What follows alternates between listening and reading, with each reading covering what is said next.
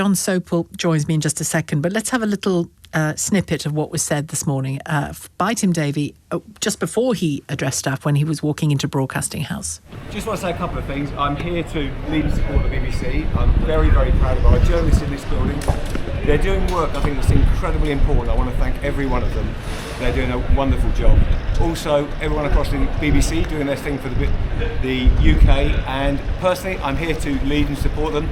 The BBC's going to be thriving, and I support every one of the team. I'm very proud of them. Jon Sopel joins me, co-host of Global's podcast, The News Agents. This story isn't going anywhere, going away anywhere, is it, John? Fast, because not least because of the Donald Trump element. Yeah, and if you watch that clip of Tim Davie, you can see, I mean, it's just kind of perfect metaphor that there's the people with the rubbish taking the rubbish out at the end, you know, and here we have Tim Davie, not much longer to be Director General, Deborah Tenness, the head of news, sort of already gone, and now hanging over the BBC the threat of $1 billion lawsuit from Donald Trump. And BBC has got some really tough decisions to make on that because, you know, on the one hand, do you fight it and potentially kind of turn Donald Trump even more against you? Or do you wave a white flag and try to settle out of court, in which case your licence fee money, my licence fee money, the listeners' licence fee money are being paid into Donald Trump's bank account? Well, what are the British people going to think about that? And where would that leave the chairman of the BBC? And the reality and the really big picture, if you really zoom out on this, there is no doubt that Donald Trump tried to affect the outcome of the 2020 presidential election. The argument about these two clips that Panorama put together, it was stupid, it was dumb, it was moronic, it was idiotic, they shouldn't have done it.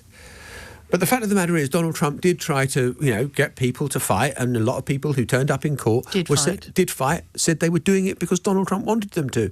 And he'd sent out that tweet saying, come to Washington, it's going to be wild. Well, that is one reason why I've had a couple of media lawyers this morning saying, actually, the BBC should fight this in court and could have the not the defence of the edit. The edit requires an apology directly to him, without a doubt, but have the defence that actually it's broadly true that he rabble-roused. Yes, so and truth is an absolute defence. Exactly.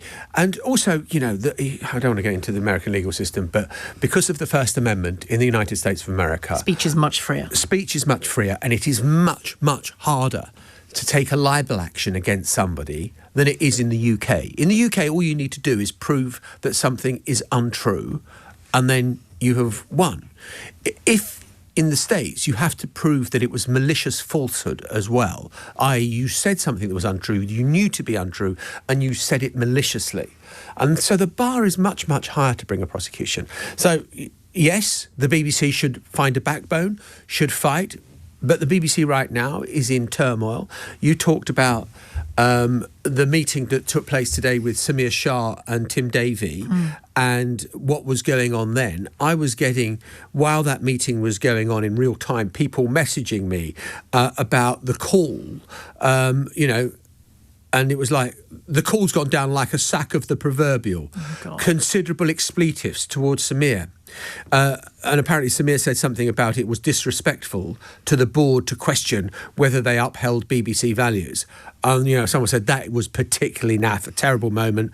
Shah just totally and utterly underwhelming. In 5 years, new Broadcasting House will be a building site for hire. So these were some of the kind of comments that I was getting as we were recording our podcast earlier on.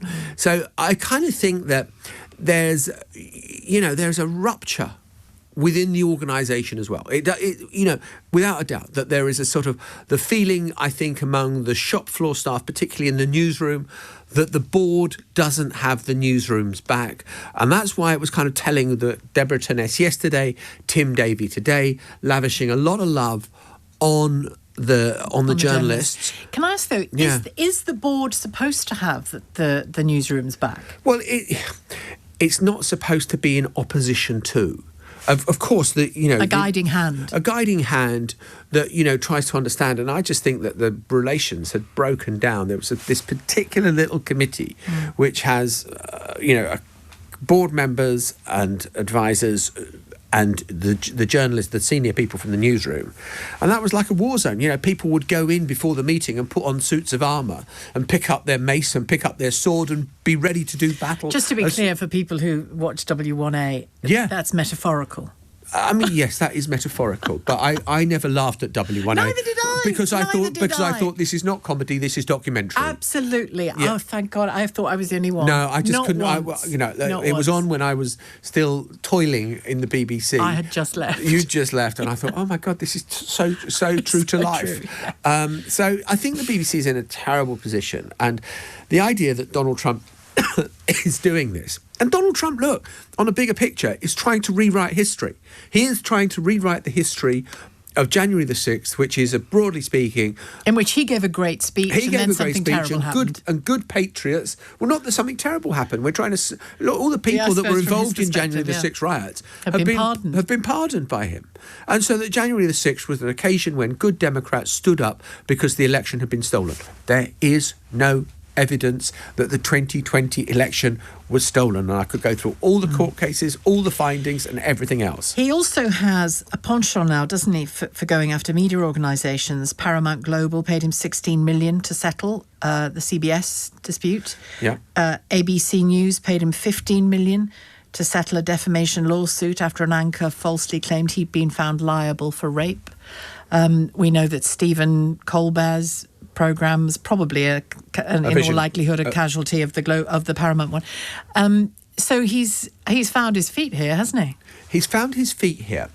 But why you shouldn't read across from those cases to what is happening in the BBC is that they're quite different. So the CBS case, when they paid him over the editing of an interview that they'd done with Kamala Harris, that was all about a big merger that was taking place that needed regulatory approval. So the parent company of CBS, Paramount, was in talks with Skydance. The owner of Paramount was set to, make billions of dollars or, hopefully from the deal. And so wanted to get anything out of the way where the White House or the regulatory authorities could have blocked it. So that would explain what happened there. With the ABC settlement and what Stephanopoulos said in an interview about this woman who alleged that Trump... George Stephanopoulos, a presenter. News anchor, that was all about they didn't want disclosure. So you go to disclosure when you get a court case, i.e. you've got to send us all your emails that we demand of stuff that has been talked about. And as I understand it, a lot of the emails were kind of, unpleasant comment about Trump and whatever else. And ABC just didn't want that put under the sunlight. Okay. And so sure. The BBC has not got a big merger taking place. It hasn't got anything else. The BBC should hopefully defend itself to say that we didn't say anything that was untrue. You zoomed out, let me zoom back in. Yeah. What it does have coming up is charter renewal, something Tim Davie alluded to. He gave 3 reasons or pressures that led to his resignation. That was one of them.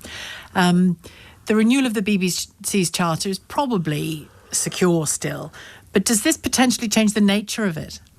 I think the problem of there are big problems with the BBC, and and I'll be very interested as well, the extent to which the government leans into the BBC's problems. At the Downing Street lobby this morning, it was very hands off. Your problems with Donald Trump are your problems. They're not our problems. You need to sort that out. What you've said, you've got editorial. They like BBC independence for this one. They really love leaning into editorial independence. Yeah. The problem you've got is that when Boris Johnson writes an article for the Mail and says, I'm going to stop paying the licence fee because I'm so angry or whatever, or someone else says something like that, then the effect that has on how many people, I don't know, who think, oh, well, I don't need to pay the licence fee anymore either.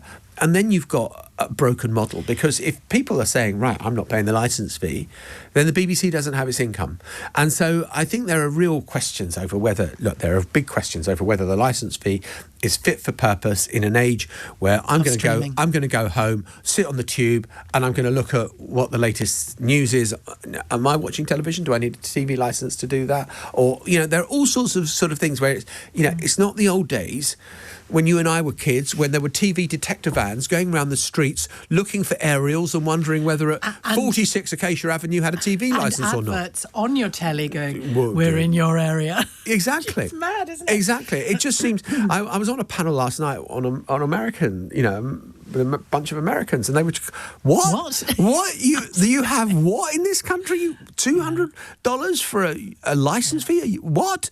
And so I think that there are various bits that will look increasingly anachronistic and they'll have to find about a the different way of licence doing fee. it. But I suspect for the time being, it will be the least worst option for the government to agree a charter renewal. And in the meantime, succession planning at the Beeb. Yeah, and, they were running around. I mean, it'd be interesting to see who really wants a job like this. Yeah. Because, my God, are you under scrutiny? And who wants to be head of news? Who wants to be the Director General of an organisation which is in the crosshairs in the middle of a polarised society? There'll be people who do. Yeah, I'm sure there will. Yes, and I know one or two of them. I do too. Yeah.